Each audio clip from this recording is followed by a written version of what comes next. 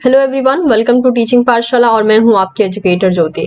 इस वीडियो में मैं आपको कंप्लीट इन्फॉर्मेशन देने वाली हूं रिगार्डिंग द डीबीटी एग्जाम, जिसे हम बेट 2021 कह सकते हैं। और ये ऑफिशियल नोटिफिकेशन है। इससे पहले जैसे कि आपको पता है कि कुछ प्रॉब्लम क्रिएट हो रही थी, काफी कुछ कंफ्यूजन चल रहा था। अब जो है डीबीटी की ऑफिशियल वेबसाइट पे भी इस नोटिफिकेशन को डाल दिया गया है। साथ ही साथ जो मैंने अपने प्रीवियस वीडियो में आपको नोटिफिकेशन दिया था कि एनटीए के थ्रू एक न्यू वेबसाइट क्रिएट हुई है, वहां पे भी इसके बारे में नोटिफिकेशन है। तो आप वहां पे विजिट करके अपना एप्लीकेशन फॉर्म फिलअप कर सकते हैं। इस वीडियो में मैं आपको कंप्लीट इन्फॉर्मेशन देने वाली हूँ कि इस एग्जाम को कौन कौन स्टूडेंट भर सकते हैं, क्या क्राइटेरिया है, इसको भरने से क्या होता है, ये क्लियर करने से क्या होता है, एवरीथिंग राइट। तो चलिए शुरू करते हैं हम। तो सबसे पहले जैसे कि आप देख सकते हैं, ये जो एग्जाम है this is for the biotechnology eligibility test, जिसे हम शॉर्टकट में बेट 2021 कह सकते हैं। ठीक है। सो डिपार्टमेंट ऑफ बायोटेक्नोलॉजी, यानी ये जो डिपार्टमेंट है बायोटेक्नोलॉजी का, वो ये एग्जाम ऑर्गेनाइज करवाता है। एंड दैट इज वाई हम इसे जो है डीबीटी जूनियर रिसर्च फेलोशिप के नाम से भी जानते हैं, यानी डीबीटी जेआरएफ के नाम से भी हम इसको जानते हैं इस तरीके से। ठीक है। लेकिन ये एग्जाम जो है वो बायोटेक्नोलॉजी एलिजिबिलिटी टेस्ट होता है। सो इट इज द बेट 2021। तो ये एग्जाम का नाम हो गया। ठीक है। ऑर्गेनाइज जो करवा आई मीन टू से कि जो ओवरऑल फेलोशिप देते हैं उसको हम डीबीटी जेआरएफ के थ्रू हम नाम दे सकते हैं।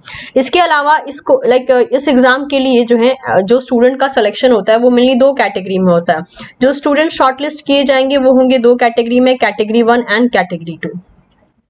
So category 1 and category 2 of the DBT JRF program, Government of India norms for the reservation will be followed by the short listing of candidates। तो जो स्टूडेंट्स का सिलेक्शन होगा उनको कैटेगरी 1 और कैटेगरी 2 में डिवाइड किया जाएगा।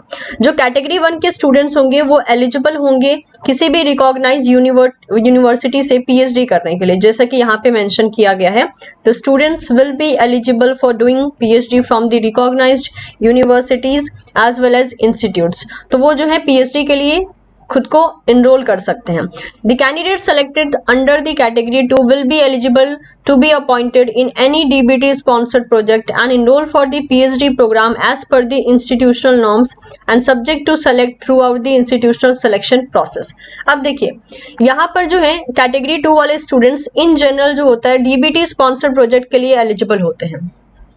लेकिन कोई कोई इंस्टीट्यूट ऐसा होता है कि जो डीबीटी स्पॉन्सर्ड प्रोजेक्ट में जो स्टूडेंट्स को लेते हैं, बाद में वो उनके प्रोजेक्ट को पीएचडी में भी कन्वर्ट करवा देते हैं। लेकिन अगर ऐसा कन्वर्जन होता है तो वो सिर्फ और सिर्फ उस इंस्टीट्यूट के अपने रूल्स के मुताबिक होगा। मतलब इसके लिए डीबीटी रिस्पॉन्सिबल नहीं होगा, डीबीटी आपको फंड भी नहीं करने वाला है इसके लिए। जो आपका कैटेगरी 2 के लिए जो यहाँ पे लिस्ट निकलेगी उसके लिए अगर उस लिस्ट को यूज करके या उस एलिजिबिलिटी को यूज करके अगर आप कहीं पीएचडी के लिए इनरोल कर पाते हो तो वो सिर्फ और सिर्फ एक इंस्टीट्यूट के बेसिस पे होगा। डीबीटी उसके लिए रिस्पॉन्सिबल नहीं होगा। डीबीटी रिस्पॉन्सिबिलिटी लेता है पीएचडी में एनरोलमेंट करने के लिए फॉर द कैटेगरी 1 स्टूडेंट। ठीक है। So there will be no binding on the principal investigators of the DBT sponsored project to select the JRF for the project for their project from category 2 list. The selection in the category 2 will not be entitled candidate for any fellowship from the DBT JRF program। तो DBT JRF जो है category 2 के students को किसी भी type का fellowship नहीं देगा। और कैटेगरी 2 को लेकर अगर आप किसी इंस्टीट्यूट में पीएचडी कर पाते हो तो इट्स वेल एंड गुड, लेकिन वो पीएचडी सिर्फ और सिर्फ इंस्टीट्यूट पे डिपेंड होकर चलेगा। डीबीटी उसके पीछे जो है किसी भी तरीके से फंडिंग नहीं करेगा। डीबीटी सिर्फ कैटेगरी 1 वालों को फंड करेगा। ये हो गया डीबीटी के बारे में कि क्या कर सकते हो, यानी आप डीबीटी के थ्रू पीएचडी कर सकते हो, प्रोजेक्ट में खुद को इनरोल कर सकते हो। ये दो चीज यहाँ पे क्लियर हो गई। अब आते हैं इसकी एलिजिबिलिटी क्राइटेरिया के पीछे। ठीक है। इसकी एलिजिबिलिटी क्राइटेरिया क्या है और कौन कौन से स्टूडेंट इसको दे सकते हैं। तो देखिए सबसे पहले अगर हम एलिजिबिलिटी क्राइटेरिया की बात करते हैं एकेडमिक क्वालिफिकेशन की, तो बैचलर्स डिग्री रखने वाले स्टूडेंट जैसे कि हो गया बीई, बीटेक। लेकिन जब हम बीटेक की बात करते हैं या बीई की बात करते हैं तभी सिर्फ बैचलर की बात आ रही है। इसके अलावा मास्टर के स्टूडेंट्स जिन्होंने एमएससी, एमटेक, एमवीएससी, इसके अलावा इंटीग्रेटेड एमएससी, एमटेक, ये सब कुछ किया है in the discipline of biotechnology, life sciences और any other allied area of biology. तो सीधी सी बात कहें, क्योंकि हमारा जो एरिया है वो तो या तो एमएससी से बिलोंग करता है, बीटेक एमटेक वाले एरिया से बिलोंग करता है। तो अगर आप इस सारी कैटेगरी के स्टूडेंट्स से आपके पास ये डिग्री है तो आप जो है एलिजिबल हो जाते हैं डीबीटी एग्जाम का फॉर्म फिलअप करने के लिए। Candidates admitted in any of this MSc MTech MVSc और MSc agriculture programme supported under the DBT post graduate teaching programme shall be eligible to apply. इसके अलावा अगर आप इस पर्टिकुलर क्राइटेरिया में भी अगर आते हैं तो भी आप एलिजिबल हो जाते हैं इस एग्जाम को देने के लिए। इतना ही नहीं, जो फाइनल ईयर स्टूडेंट हैं, the candidates who are yet to appear in the final semester exam और awaiting result of the final semester exam are also eligible to apply. इसके अलावा अगर आप ऐसे स्टूडेंट हैं जिनका फाइनल सेमेस्टर एग्जाम होने वाला है, ठीक है, अगर आप फर्स्ट सेमेस्टर के स्टूडेंट हैं, सेकेंड सेमेस्टर के स्टूडेंट हैं, थर्ड सेमेस्टर के स्टूडेंट हैं, आप ये एग्जाम नहीं दे सकते हैं। अगर आप फाइनल ईयर के स्टूडेंट हैं और वो भी फाइनल सेमेस्टर में है, ठीक है, क्योंकि लास्ट टाइम भी ये बहुत कंफ्यूजन था बच्चों में, मैं बार बार बोली हूँ, फाइनल सेमेस्टर के स्टूडेंट अगर आप हैं तो ही आप इसका फॉर्म भर सकते हैं, अदरवाइज नहीं भर सकते हैं, ठीक है। अगर फाइनल सेमेस्टर के स्टूडेंट नहीं हैं आप तो आपको ये फॉर्म नहीं भरना है। और अवेटिंग, या फिर मान लीजिए आपने फाइनल सेमेस्टर दे दिया है लेकिन आपके पास किसी भी तरीके से अभी मार्कशीट या आपका डिग्री सर्टिफिकेट नहीं है तो आप रिजल्ट अवेटेड की कैटेगरी में भर सकते हैं। तो ऐसे स्टूडेंट जो कि लास्ट सेमेस्टर में हैं या फिर जिनका रिजल्ट अभी तक आया नहीं है, ये दोनों ही स्टूडेंट रिजल्ट अवेटेड कैटेगरी से अपना फॉर्म भर सकते हैं डीबीटी के लिए। अगर आप मार्क्स की बात करें कि कितने % मार्क्स चाहिए इस क्वालिफिकेशन के साथ, minimum 60% marks for the general, EWS and OBC category. इन तीनों कैटेगरी के लिए लगभग 60% मार्क्स चाहिए। इसके अलावा 55% marks for the SC ST candidates जो हैं इनके लिए चाहिए। फाइन। नेक्स्ट अगर हम बात करते हैं एज लिमिट की, तो age limit up to 28 years of age as on the last date of application for the general and EWS category। 28 years का आपका एज होना चाहिए, डिपेंडिंग लास्ट जो डेट होगी एप्लीकेशन फॉर्म की, यानी डीबीटी के एप्लीकेशन फॉर्म की, उस डेट से पहले 28 years तक मैक्सिमम एज होनी चाहिए। मिनिमम उससे कम हो सकती है, मैक्सिमम इतनी होनी चाहिए, इससे ज्यादा नहीं होना चाहिए अगर आप जनरल और EWS कैटेगरी से बिलोंग कर रहे हैं। Age relaxation of up to 5 years, that is till 33 years for ST SC differentially abled as well as women candidate, and up to 3 years, that is 31 years for the OBC non creamy layer candidates। और अगर आप OBC NCL category से belong करते हैं तो आपका 31 years तक eligibility है इस एग्जाम को देने के लिए। और अगर आप SC ST डिफरेंशियली एबल्ड या फिर वुमेन कैंडिडेट हैं तो आपके पास 33 years तक का चांस है, आप इस टाइम तक जो है फॉर्म भर सकते हैं और इस एग्जाम के लिए अपीयर हो सकते हैं, ठीक है। ये हो गई एलिजिबिलिटी क्राइटेरिया। नेक्स्ट देखते हैं, नेक्स्ट चीज जो है यहाँ पर कुछ डिटेल दे के रखा है अवार्ड के बारे में, यानी जो डीबीटी से आपको अवार्ड मिलेगा, यानी जब आप एग्जाम क्लियर कर लोगे। So the category 1 entitled a shortlist candidate for the activation of fellowship subjects to join the PhD program and the subsequent registration of PhD from the recognized university or institute across the India within the 2 year from the date of assurance of the award letter। तो आपको जो award letter मिलता है, मतलब आपका जो score card मिलता है, उसकी वैलिडिटी 2 साल की रहती है। आप 2 साल के अंदर अंदर उस कार्ड का इस्तेमाल करके किसी भी रिकॉग्नाइज्ड यूनिवर्सिटी या इंस्टीट्यूट में अपने PhD के लिए इनरोलमेंट कर सकते हैं, ठीक है। इसके अलावा मोड ऑफ सिलेक्शन की बात करते हैं तो मोड ऑफ सिलेक्शन होता है कंप्यूटर बेस्ड टेस्ट होता है, जिसे हम बायोटेक्नोलॉजी एलिजिबिलिटी टेस्ट कहते हैं, बैट कहते हैं। जो सिलेबस होगा इस एग्जाम के लिए 2021 के लिए वो इस वेबसाइट पे दे के रखा है, ठीक है। आप चाहते हैं कि मैं सिलेबस का एनालिसिस करूं तो मुझे कमेंट सेक्शन में बताइएगा। मैं एक और वीडियो बना दूंगी जहां पे मैं सिलेबस का एनालिसिस कर दूंगी कि डीबीटी JRF 2021 के लिए क्या सिलेबस रखा गया है, ठीक है। जो पेपर का मीडियम होगा, यानी जो एग्जाम होगा, वो सिर्फ और सिर्फ इंग्लिश में ही देखा जाएगा। अपार्ट फ्रॉम दिस, इसके अलावा और भी बहुत से इंफॉर्मेशन यहाँ पे दे के रखा है, जैसे कि पेपर के बारे में, ठीक है, कि पेपर कैसा आता है डीबीटी का। तो सेक्शन ए आता है एंड सेक्शन बी आता है, ठीक है। सेक्शन ए में आपको देखने को मिलेगा टोटल 50 क्वेश्चंस, ठीक है।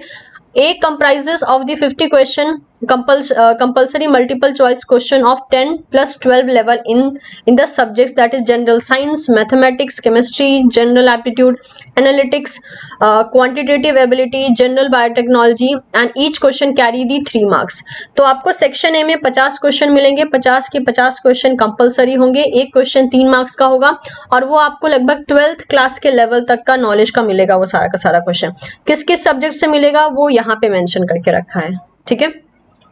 There will be negative marks for each incorrect response. 1 marks will be reduced. क्योंकि हर एक क्वेश्चन 3 नंबर का है तो आपके 1 नंबर गलत क्वेश्चन पे कटेंगे। अगर आपने अटेंड किया और वो क्वेश्चन गलत हो जाता है तो आपके 3 नंबर कट जाएंगे। अगर आपने कोई क्वेश्चन आंसर नहीं किया है तो आपके कोई मार्क्स नहीं कटेगा, 0 उस पे अलॉट किया जाएगा नंबर। नेक्स्ट होता है सेक्शन बी। सेक्शन बी में आपको टोटल जो होते हैं 150 मल्टीपल चॉइस क्वेश्चन मिलते हैं from the specific area of biotechnology, और आपको उसमें से सिर्फ 50 क्वेश्चन अटेम्प्ट करने होते हैं। एक क्वेश्चन 3 मार्क्स का होता है और नेगेटिव मार्क्स आपको 1 दिए जाते हैं अगर वो क्वेश्चन गलत होता है। तो अगर कोई क्वेश्चन आप आंसर नहीं करते हो या अटेम्प्ट नहीं करते हो तो उसके लिए आपको 0 नंबर दिए जाते हैं। Choice of examination of the city जो है वो आप लाइक अपने चॉइस के अकॉर्डिंग सेलेक्ट कर सकते हो जब आप ऑनलाइन फॉर्म भरोगे। तो ये हो गया एग्जाम के बारे में कि क्वेश्चन किस टाइप के आते हैं, कितने सेक्शन आते हैं, एवरीथिंग। ठीक है, okay. So mode of application यहाँ पर दे के रखा है। मोड ऑफ एप्लीकेशन आपको इस पर्टिकुलर वेबसाइट पे देखने को मिल जाएगा जो कि यहाँ पर मेंशन करके रखा है, तो ध्यान रखिएगा। ठीक है, ये जो वेबसाइट है इन पे आपको रेगुलर बेसिस पे विजिट करते रहना है, ऑनलाइन ही फॉर्म भरना है। और इन्होंने आप देख सकते हैं कि यहाँ पर दोनों चीजें मेंशन कर दी है। इससे पहले जो एक नया वेबसाइट का हम अभी देख रहे थे एनटीए से रिलेटेड जो था वो भी वेबसाइट उन्होंने यहाँ मेंशन कर दिया। इसके अलावा ये भी एक वेबसाइट है। ठीक है, और साथ ही साथ जो है जो भी रिजल्ट अवेटेड कैटेगरी के स्टूडेंट्स हैं उनके लिए सारे के सारे जो भी चीजें सबमिट करनी होगी वो इस पर्टिकुलर इस पर्टिकुलर वेबसाइट पे आप विजिट कीजिएगा। आपको मिल जाएगी कि रिजल्ट अवेटेड कैंडिडेट को कैसे कैसे जो है ओवरऑल फॉर्म फिलअप करना है और कौन से एक्स्ट्रा फॉर्म फिल करने हैं। इसके अलावा अगर हम इंपॉर्टेंट डेट्स की बात करें तो यहाँ कुछ इंपॉर्टेंट डेट्स देकर रखा है जो कि आपके दिमाग में रहना जरूरी है अगर आप ये फॉर्म भर रहे हो। तो जैसे कि एडमिशन फॉर्म जो है मतलब कि एप्लीकेशन फॉर्म स्टार्ट हो रहे हैं कब से, 7 जुलाई से, यानी आज से जो है एप्लीकेशन फॉर्म आपके शुरू हो चुके हैं तो आप भरना स्टार्ट कर सकते हो। क्लोजिंग डेट जो है वो होगा 31 जुलाई 2021 शाम को 5 बजे तक क्लोज हो जाएगा। उसके अलावा जो एप्लीकेशन फी सबमिट होने का जो टाइम है वो भी 31 जुलाई तक मतलब कि बंद हो जाएगा टिल 11:50 PM। इसके अलावा अगर करेक्शन की बात करें तो करेक्शन के लिए अगर स्लॉट ओपन किया जाता है, मान लीजिए आपसे कोई गलती हो गई है फॉर्म में, तो 4 अगस्त से लेकर 6 अगस्त तक जो है करेक्शन फॉर्म आपके लिए ओपन किया जाएगा। और इसके अलावा इसके साथ साथ एक और फॉर्म का भी डेट निकला है जिसे हम बोलते हैं गेट बी। इसका जो ओवरऑल मेनली देखा जाएगा कि इसका जो एग्जाम का डेट है वो है 14 अगस्त सैटरडे को 9 AM to 12 PM पे। और ये जो एग्जाम है जिसके बारे में मैं आपको बता रही हूँ बेट एग्जाम जो कि है DBT JRF का एग्जाम, इसका मेन जो पेपर होगा यानी इसका जो एग्जाम डेट है वो है 14 अगस्त सैटरडे को 3 PM से 6 PM तक। तो ये सारा इन्फॉर्मेशन था, कंप्लीट इन्फॉर्मेशन। अभी तो ऑफिशियल वेबसाइट भी आप विजिट करके देख लीजिए, वहां भी अब ये इन्फॉर्मेशन आ चुका है। लास्ट वीडियो जब मैंने बनाया था तो उस टाइम तक ऑफिशियल वेबसाइट पे कुछ इन्होंने अपडेट नहीं दिया था, अभी ऑफिशियल वेबसाइट पे अपडेट दे दिया गया है। ठीक है, तो आप चाहें तो ऑफिशियल वेबसाइट को विजिट करके वहां पे सारी चीजें देख सकते हैं। तो आप देख सकते हैं यहाँ पे जो है डीबीटी ने अपना ओवरऑल जो इनका ऑफिशियल वेबसाइट है यहाँ पे सारी चीजें जो है मेंशन कर दी है। जैसे कि ये रहा इनका वेबसाइट। ठीक है, यहाँ पर आप डिटेल देख सकते हैं, यहाँ पर जो है डिटेल एडवर्टाइजमेंट डाल के रखा है, की डेट्स, इंफॉर्मेशन बुलेटिन, यहीं पे सिलेबस आपको मेंशन करके रखा है, यहाँ से आप डाउनलोड कर सकते हैं सिलेबस। यहाँ पे आप अप्लाई पे क्लिक करेंगे तो आपको लेकर चला जाएगा एक ऐसे मतलब कि एरिया में जहाँ से आप डायरेक्टली फॉर्म को एक्सेस कर सकते हैं। साथ ही साथ यहाँ पे लिख रहा है कि एप्लीकेशन ओपन हो चुका है बेट 2021 के लिए। मैं उम्मीद करती हूँ ये इन्फॉर्मेशन आपके लिए हेल्पफुल रहेगी और आने वाले टाइम में जो भी इन्फॉर्मेशन मुझे लगेगी कि हाँ आपको और देनी चाहिए regarding the DBT, I will be trying my best कि मैं आपको अपने वीडियो के मीडियम से आप तक पहुंचा पाऊं। So thank you so much everyone, and video पसंद आया हो तो इसे लाइक जरूर करें, साथ ही साथ अपने दोस्तों के साथ भी आप शेयर कर सकते हैं। And don't forget to subscribe teaching पाठशाला।